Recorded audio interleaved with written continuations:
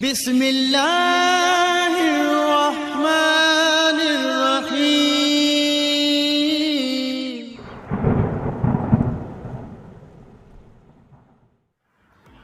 الحمد لله حمدا كثيرا طيبا مباركا فيه والشكر له على نعمه وامتنانه والصلاة والسلام على سيد الانبیاء والمرسلین۔ اصحاب کہف کا کتا کیا جنت میں جائے گا؟ سیدی سرکار اعلی حضرت رضی اللہ تعالیٰ عنہ سے یہی سوال ہوا، جس کا تذکرہ ملفوظات اعلی حضرت میں ہے۔ آپ رضی اللہ تعالیٰ عنہ سے سوال ہوا کہ کیا حضرت ابو ہریرہ رضی اللہ تعالیٰ عنہ کی بلی اور اصحاب کہف کا کتا جنت میں جائے گا؟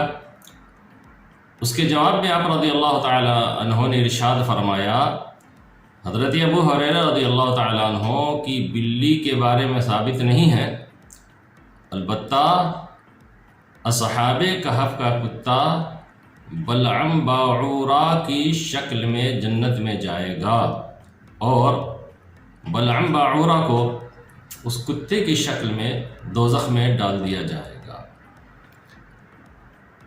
اب سنیں گے کہ یہ بلعم باعورہ کون تھا اور کیا وجہ بنی کہ اس کو جہنم میں ڈالا جائے گا۔ اس کا تذکرہ سورہ کہف میں اللہ تبارک و تعالیٰ نے ارشاد فرمایا، وَكَلْبُهُمْ بَاسِطٌ ذِرَاعَيْهِ بِالْوَصِيدِ،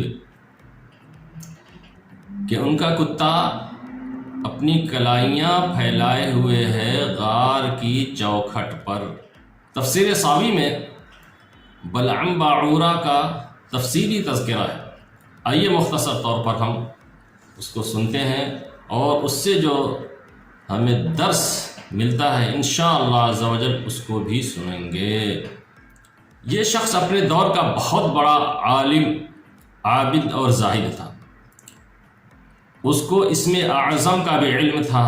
یہ اپنی جگہ بیٹھا اپنی روحانیت سے عرش اعظم کو دیکھ لیا کرتا تھا، اور بہت ہی مستجاب الدعوات تھا، اس کی بہت ہی زیادہ دعائیں قبول ہوا کرتی تھیں، اور اس کے تلامذہ یعنی شاگردوں کی تعداد، طالب علموں کی تعداد، بلکہ اس سے اندازہ لگائیے کہ اس کے درس میں بیٹھنے والے طالب علموں کی جو دوات ہوا کرتی تھی اس کی تعداد 12,000 تھی۔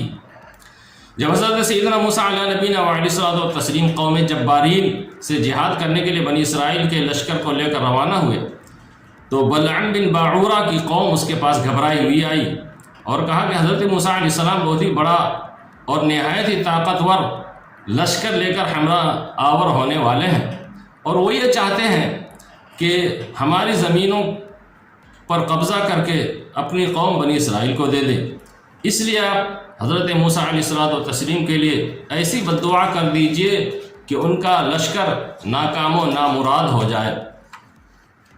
آپ چونکہ مستجاب الدعوات ہیں اس لیے آپ کی دعا ضرور مقبول ہو جائے گی۔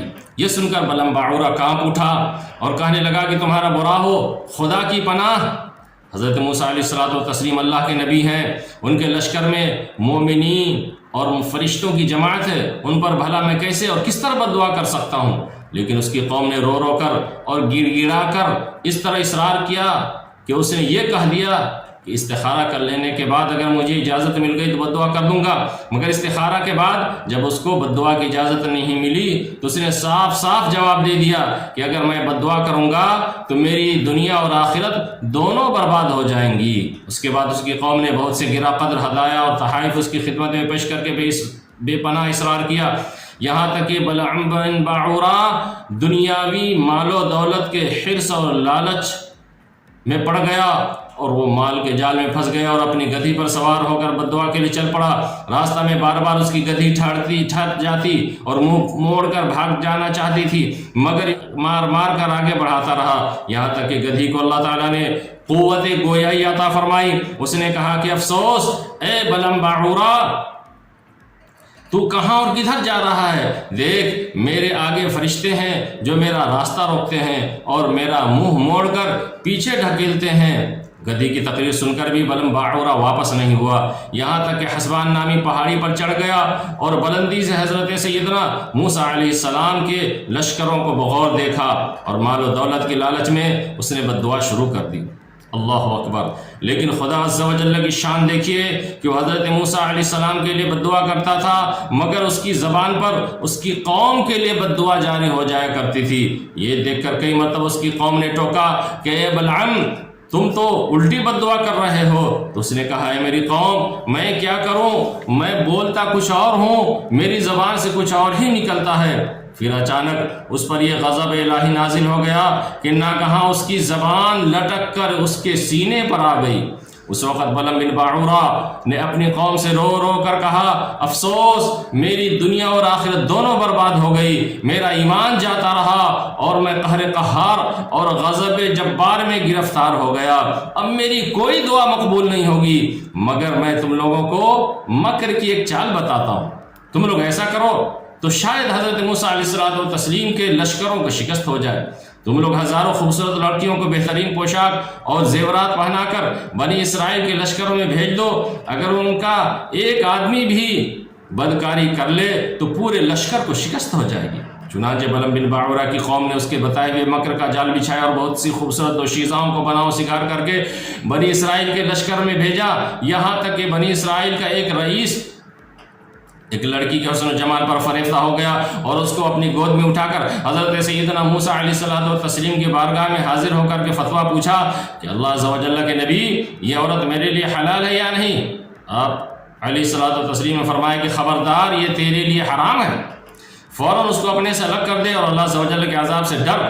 مگر اس رئیس پر شہوت کا ایسا غلبہ ہوا کہ وہ اپنے نبی علیہ السلام کے فرمان کو ٹھکرا کر اس عورت کو اپنے خیمے میں لے گیا اور بدکاری میں مشغول ہو گیا۔ اللہ اکبر کبیرہ۔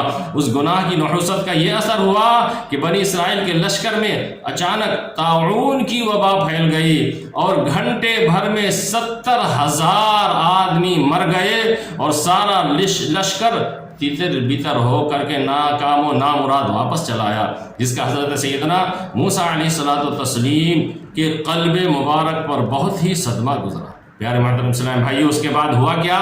بلم بن باعورہ پہاڑ سے اتر کر مردود بارگاہ الہی ہو گیا، آخر دم تک اس کی زبان اس کے سینے پر لٹکتی رہی اور وہ بے ایمان ہو کر مر گیا۔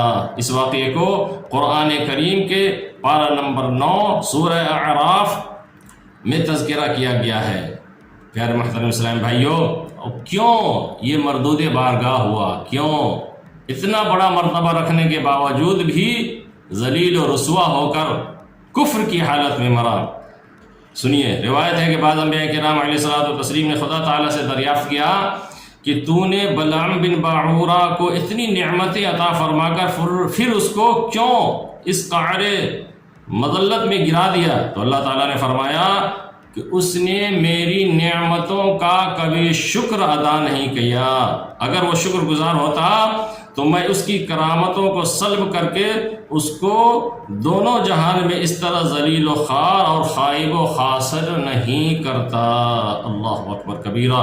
اللہ تبارک و تعالیٰ سے دعا ہے کہ اللہ تبارک و تعالیٰ ہمیں زوال نعمت سے بچائے اور دنیاوی مال کے حرص و طمع سے محفوظ و مامون فرمایا۔ اس واقعے سے، اس قرآنی واقعے سے ہمیں کچھ درس ملتے ہیں۔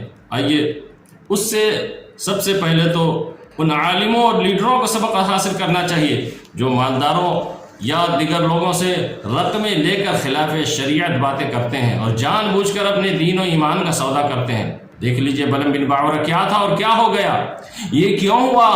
اس لیے اور صرف اس لیے کہ مال و دولت کے لالچ میں گرفتار ہو گیا اور دانستہ طور پر اللہ عز و جل کے نبی پر بد دعا کرنے کے لیے تیار ہو گیا، تو اس پر یہ وبال پڑا کہ دنیا اور آخرت میں ملعون ہو کر اس طرح مردود ہو گیا کہ عمر بھر کتے کی طرح اس کی زبان لٹکتی رہی اور پھر آخرت میں جہنم کی بھڑکتی آگ اور ایندھن اس کا مقدر ہوگا۔ لہذا مسلمان خصوصاً علماء مشائخ کو مال و دولت کے حرص اور لالچ کے جال سے ہمیشہ پرہیز کرنا چاہیے اور ہرگز کبھی بھی مال کی طمع میں دین کے اندر مداہنت نہیں کرنی چاہیے۔ ورنہ خوب سمجھ لو کہ قہر الہی عز و جل کی تلوار لٹک رہی ہے، والعیاذ باللہ۔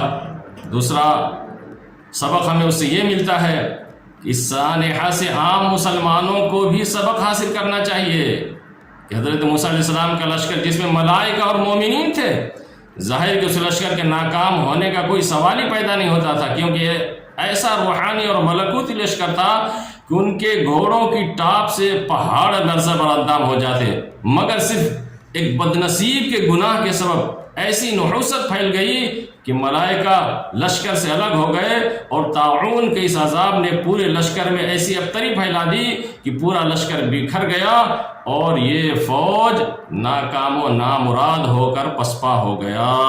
اس لیے مسلمانوں کو لازم ہے کہ کفار کے مقابلے میں مظفر و منصور اور فتح یاب ہونا چاہتے ہیں تو ہر وقت گناہوں سے بچنا چاہیے۔ اللہ تبارک و تعالی ہمیں اس قرآنی واقعہ سے درس اور سبق لینے کی توفیق عطا فرمائے۔ اور جو میں نے عرض کیا تھا کہ اصحاب کہف کے کتے کے بارے میں، تو اصحاب کہف کا کتا بلعم بن باعورہ کی شکل میں جنت میں جائے گا، اور یہ بدبخت شخص وہ اصحاب کہف کے کتے کی صورت میں جہنم میں جائے گا۔ واللہ تعالی اعلم ورسولہ اعلم عز وجل، وصلی اللہ تعالی علیہ وسلم، وما علینا الا البلاغ المبین۔